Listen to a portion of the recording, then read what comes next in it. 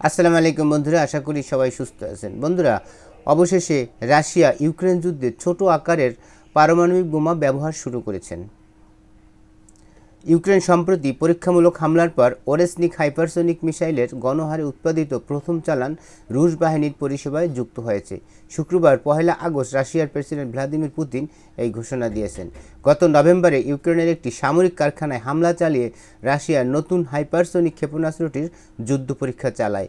ওরেসনিক ক্ষেপণাস্ত্রটি পারমাণবিক অস্ত্র বহনে সক্ষম বলে মনে করা হয়, যদিও পুতিন আগে বলেছিলেন এটি কম ক্ষমতার পারমাণবিক বিস্ফোরণের মতো ক্ষতি করতে পারে, অর্থাৎ এটি ছোট আকারের পারমাণবিক বোমা বলা যেতে পারে। মূলত নভেম্বরে মাঠ পর্যায়ে সফল পরীক্ষার পর পুতিন এই হাইপারসোনিক ক্ষেপণাস্ত্র ব্যবস্থার ধারাবাহিক উৎপাদনের নির্দেশ দেন। সেই হামলার সময় প্রত্যক্ষদর্শীরা পরিস্থিতিকে অস্বাভাবিক হিসাবে বর্ণনা করেছিলেন এবং বলেছিলেন এটি অত্যন্ত ভয়ানক বোমা। হামলার পর বিস্ফোরণের প্রায় 3 ঘন্টা ধরে চলতে থাকে, অর্থাৎ এটি হামলার পর 3 ঘন্টা ধরে তার তাণ্ডব চালাতে সক্ষম।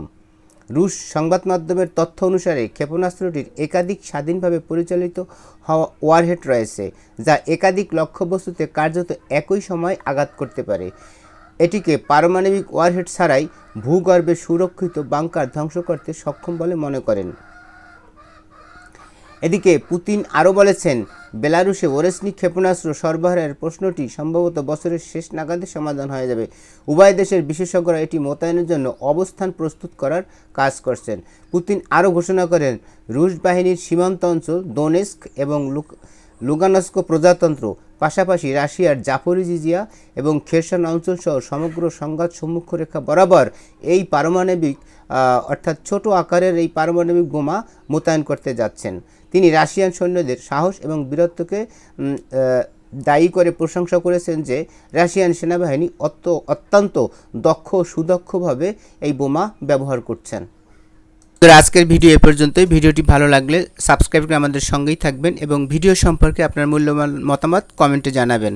পরবর্তীতে আবার নতুন ভিডিও নিয়ে কথা হবে। সে পর্যন্ত সবাই ভালো থাকবেন, সুস্থ থাকবেন এবং বাংলাদেশকে ভালোবাসবেন। আল্লাহ হাফেজ।